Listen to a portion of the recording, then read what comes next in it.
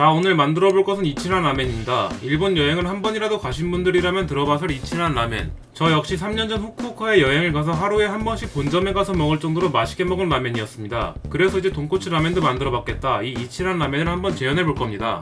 이치란 라멘의 베이스 역시 돈코츠 라멘이기에 준비해 줄 건 돼지사골 2kg. 일단 뼈가 잠길 만큼의 물을 부어준 후 끓여줍니다. 그럼 이제 이런 식으로 거품이 올라오게 됩니다. 저번 영상에서 말씀드린 아쿠, 피가 굳어 이렇게 물 위로 뜨게 되는 것인데요. 10분 정도 끓여 충분히 아쿠가 떠오르게 해주겠습니다. 이제 돼지사골을 깨끗이 씻어줘야 하는데요. 제가 기억하는 이치란 라멘은 다른 본토의 돈코츠 라멘에 비해 깨끗한 향과 맛을 지녔습니다. 그러므로 평소보다 뼈를 더욱 빡빡 닦아 깔끔한 사골을 만들어주겠습니다. 물론 냄비에 불러붙은 잔여물도 깨끗이 닦아주는 건 기본입니다. 사골을 깨끗이 씻어주면 이렇게 밑에 채에 이상한 게 남아있는 걸 볼 수 있습니다. 이게 피가 굳어 만들어지는 것인데요. 이 피를 얼만큼 제거하냐가 육수의 맛에 영향을 준다 볼 수 있습니다. 이제 뼈가 잠길 만큼의 물을 부어줍니다. 제가 평소라면 사소한 것까지 다 계량을 해 레시피를 만드는데요. 하지만 육수의 경우에는 들어가는 재료의 상태와 날씨, 심지어 인덕션을 쓰냐 가스불을 쓰냐에 따라 상태가 천차만별로 변하게 됩니다. 그러므로 뼈가 잠길 만큼의 물을 유지해주는 것만이 중요한 포인트를 할 수 있겠습니다. 저번에 만들 때는 초벌을 해주는 것만으로 그 다음부터 핏물이 올라오지 않았는데 이번엔 잔뜩 올라오는 걸 볼 수 있습니다. 이것으로 정확한 계량에 의한 체계적인 레시피보단 유동적으로 변해야 하는 게 육수의 중요한 점이라는 거죠. 이제 물이 끓기 시작하니 차슈로 쓸 고기를 넣어줄 겁니다. 이번에 사용할 건 돼지 목살. 보통 여기에 명주실을 감아 모양을 유지해주곤 하는데요. 전 와일드한 모양을 좋아하기에 통째로 넣어주도록 하겠습니다. 2시간가량의 시간이 지났습니다. 이번 뼈의 상태가 좋은 건지 시간이 얼마 지나지 않았는데 뽀얀 색깔이 빠르게 나고 있습니다. 이번 육수의 맛이 굉장히 기대가 되네요. 자, 이제 차슈를 만들 차례입니다. 간장과 미림, 설탕을 넣고 설탕이 녹을 정도로만 끓여주면 됩니다. 그 다음 지퍼백에 고기를 넣고 간장 국물을 넣어주면 되는데요. 고기가 식은 다음에 해도 되지만 뜨거운 고기가 식으면서 좀 더 맛을 잘 흡수하게 되니 좀 더 좋은 맛을 원한다면 바로 해주시는 게 좋습니다. 그럼 차슈는 냉장고에서 숙성시키도록 하고 이제 3시간가량의 시간이 흘렀습니다. 업장에서는 육수를 만드는 공간에 수도가 있어 한겨울 물이 얼지 않도록 물을 틀어놓는 것처럼 물이 졸아들지 않게 하는데요. 집에서는 그럴 수가 없으니 여러 번 물을 추가해가면 육수를 만드는 것입니다. 그럼 다시 물을 추가해준 뒤 끓여주도록 하겠습니다. 4시간가량의 시간이 흘렀습니다. 제가 저번 영상에서는 돼지 사골로만 끓이는 걸 보여드렸지만 대부분의 업장에서는 그렇게 하지 않습니다. 여러가지 재료를 추가로 더 첨가해 다른 라멘집들과 차별된 맛을 내고는 하죠. 그래서 제가 선택한 재료는 다시마와 돼지 껍데기, 다시마에 함유된 감칠맛을 추가하고 껍데기에 콜라겐을 이용해 더욱 끈적한 점도를 만드는 것이죠. 5시간가량의 시간이 흘렀습니다. 이제 돼지 껍데기만 제거해 줄 건데요. 오랜 시간 돼지 껍데기에 콜라겐을 빼내게 되면 과하게 느끼해지고 기분 나쁘게 끈적일 수 있으니 1시간가량만 삶아 빼는 걸 추천드립니다. 그 다음 진한 돈코츠를 위해서라면 해줘야 할 필수 코스, 골수를 빼는 작업입니다. 제가 몇 번 돈코츠를 만들어 본 결과 이 골수를 빼고 안 빼고의 차이가 매우 크다는 걸 느꼈습니다. 이로써 조금 더 이치란 라멘에 가까워진 것 같군요. 6시간가량의 시간이 흘렀습니다. 이때부턴 다시마의 조직이 풀어지기 시작하는데요. 또한 6시간밖에 끓이지 않았는데 12시간은 끓인 것처럼 굉장히 끈적한 정도를 지닌 걸 볼 수 있습니다. 이 정도에서 그만둬도 충분히 맛있는 맛이지만 조금 더 욕심을 부려 9시간까지 끓여볼 겁니다.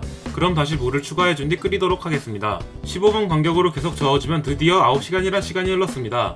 점심부터 시작했는데 어느새 한밤중이 되었네요.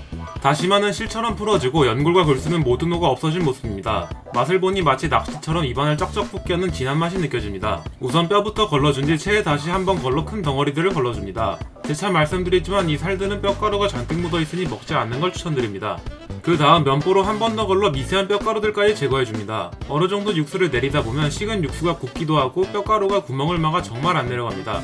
사실 방법은 없으니 열심히 저어 내리는 방법밖에 없습니다. 거의 30분 정도의 시간이 흐르고서야 육수를 다 걸을 수 있게 되었습니다. 그래도 지금까지 만든 육수 중에 가장 잘 나온 것 같아 매우 보람찬 하루입니다. 그리고 이대로 육수를 냉장고에 넣어 하룻밤 숙성시켜 줄 건데요. 이 과정을 통해 육수가 좀 더 높은 감칠맛을 가지게 된다고 합니다. 이번에도 다시 도전하는 재면 타임. 우선 물과 소금, 소다를 섞어 간수부터 만들어줍니다. 그 다음 계량해둔 강력분을 체에 곱게 내려준 후 간수를 넣어 젓가락으로 날가루가 날리지 않을 정도로만 비벼줍니다. 제가 저번 영상에서 맨손으로 반죽을 만들었더니 쩍쩍 갈라지는 반죽이 나오고 말았습니다. 그래서 합리적으로 의심을 해본 결과 건조한 손이 반죽의 수분을 빼앗아간 것이 원인이 아닐까 생각해보았습니다. 그래서 준비한 비닐 장갑, 이번엔 당당히 성공하는 모습을 여러분께 보여드릴 겁니다. 근데 웬걸 10분가량 치댔음에도 전혀 나아지지 않은 모습입니다. 손이 수분을 빼앗아가는 건 아마 억칭이었던 것 같습니다. 도대체 뭐가 문제일까요? 그래서 여러가지 라면 영상들을 본 결과 손으로 반죽하는 영상은 거의 보이지 않았습니다. 대부분 반죽하는 기계를 사용하거나 족탈을 이용하는 것 같았습니다. 아무래도 손으로 반죽하려면 전구기형만한 전완근이 필요한 게 틀림없습니다. 그래도 반죽의 모양은 갖추었으니 1시간 정도 반죽을 숙성시켜주도록 하겠습니다. 1시간의 시간이 흘렀습니다. 그래도 저번보다는 꽤 반죽이 괜찮게 나온 것 같네요. 그동안 이두 운동을 열심히 한 보람이 있습니다. 우선 반죽을 넓게 펴주는 작업부터 해줘야 합니다. 강력분의 특성상 반죽이 상당히 단단하게 나오니 최대한 체중을 실어 펴주시면 됩니다. 그 다음 면을 반으로 갈라 하나씩 제면기에 밀어줄 겁니다. 제가 생파스타나 여러가지 면들을 뽑아본 결과 이 아변을 통해 반죽을 완성시키는 것 같더군요. 반죽을 여러 번 저어주면 뽑아주면 어느새 매끈매끈한 반죽이 나오게 됩니다. 생각보다 많이 아변을 하셔야 하니 왜 안되지 라고 생각할 때쯤 지금까지 한 걸 한 번 더 하시면 됩니다. 이제 뽑은 두 반죽을 하나로 합칠 차례입니다. 이미 아변이 충분히 된 반죽이라 금방 합쳐지는 모습을 볼 수 있습니다. 길게 뽑은 반죽을 반갈죽해준 후 면틀에 넣고 뽑아줄 겁니다. 이쯤 되니 그냥 사먹을 거라는 생각이 들지만 완성시킨 라멘의 모습을 상상하니 또 한 번 사먹을 거라는 생각이 듭니다. 제가 먹었던 이치란 라면은 쫙 펴져있는 스트레이트 면이었던 걸로 기억합니다. 그래서 이번엔 면을 뭉치지 않고 쭉 펼쳐 긴 생머리처럼 만들어줄 겁니다. 이제 마지막 남은 타레를 만들 차례. 이번엔 과학의 힘을 빌려 타레를 만들어 볼 겁니다. 저번엔 가스오브시와 다시마를 이용해 천연 감칠맛을 끌어올렸지만 우리에겐 그런 번거로운 일을 할 이유가 없습니다. 바로 미원이 있으니까요. 간장과 미림, 미원을 섞어 끓여주면 초간단 타레가 완성됩니다. 집에 재료가 부족하시다면 이 방법이 매우 유용할 겁니다. 이제 이치란 라면의 대표적인 토핑을 만들어 볼 겁니다. 바로 유대탐하고 삶은 달걀인데요. 이치란 라면의 달걀은 일반적인 갈색이 아닌 하얀색인 걸 보셨을 겁니다. 그 이유가 간장이 아닌 소금물에 절였기 때문인데요. 간장이 아닌 소금물이라 크게 맛있을 것 같다는 생각이 안 들지만 우리나라에도 대표적인 유대탐하고가 있습니다. 바로 감동란. 감동란이 바로 소금물에 절인 삶은 달걀이죠. 8분가량 달걀을 삶아준 뒤 껍질을 벗겨줄 겁니다. 흔히 찬물에 담가두면 달걀 껍질이 잘 까진다고 하는데요. 오히려 너무 오랜 시간 담가두면 급식이나 군대에서 나오는 것까지 처참한 달걀이 되니 주의해줍시다. 이제 소금물을 만들 차례입니다. 염도는 1, 2%로 맞출 건데요. 간단하게 물 500ml에 소금 1숟가락을 넣고 잘 녹여주면 됩니다. 이렇게 감동란이 완성되었습니다. 이치란의 또 하나의 대표적인 토핑, 바로 빨간 양념인데요. 이 매운 양념 덕에 한국인의 입맛에도 맞췄다고 알려져 있습니다. 근데 사실 저는 이 양념을 먹어보질 않아서 인터넷에서 가장 믿을만한 레시피로 가져와 봤습니다. 고춧가루와 백후추, 고추장과 미림을 섞어 양념을 만들어줍니다. 시간이 지나면 고춧가루가 수분을 먹어 뻑뻑해지니 그럴 땐 물을 추가로 넣어주면 됩니다. 하루라는 시간이 흐르고 다음날 완전히 굳게 된 육수의 모습입니다. 마치 젤리처럼 굳어있는 모습인데요. 직접 만드는 육수는 많은 양의 젤라틴을 함유하기에 이런 모습이 나올 수 있는 거죠. 4국자 정도의 육수를 퍼준 후 약한 불로 끓여주면 됩니다. 고체 상태의 육수를 강한 불에 끓이면 순간적으로 늘어붙을 수 있으니 주의해주셔야 합니다. 육수가 끓는 동안 이제 토핑을 준비해봅시다. 첫 번째 준비할 건 쪽파. 쪽파의 하얀 부분은 쳐내고 파란 부분만 쫑쫑 썰어주면 됩니다. 다음은 하룻밤 재워둔 차슈. 겉에 있는 양념은 국물에 들어갔을 때 맛을 해칠 수 있으니 제거해줍시다. 삼겹살 같은 부위는 지방층이 두꺼워 추가적인 열을 가해줘야 하지만 목살은 대부분이 살코기이기에 그냥 먹어도 될 정도로 맛있는 부위입니다. 포뇨에 나오는 라면이 햄처럼 썰어주면 완성. 다음 준비해줄 건 목이버섯. 따뜻한 물에 5분가량 불려주면 간단하게 완성됩니다. 만약 구매하고 싶으시다면 인터넷에 목이버섯채 혹은 키쿠라게라고 검색하시면 됩니다. 그 다음 추가로 올려먹을 대파 토핑과 김까지 썰어주면 드디어 이치란 라면 풀토핑 완성. 이제 면을 삶아주면 되는데요. 원래 이치란 라면의 면은 상당히 얇지만 전 두께 조절을 잘 못해서 살짝 두껍게 나오고 말았습니다. 라면의 길은 참 험난한 것 같습니다. 이제 라면 그릇에 타레를 2숟가락 정도 바닥에 깔아준 후 국물을 부어 잘 섞어줍니다.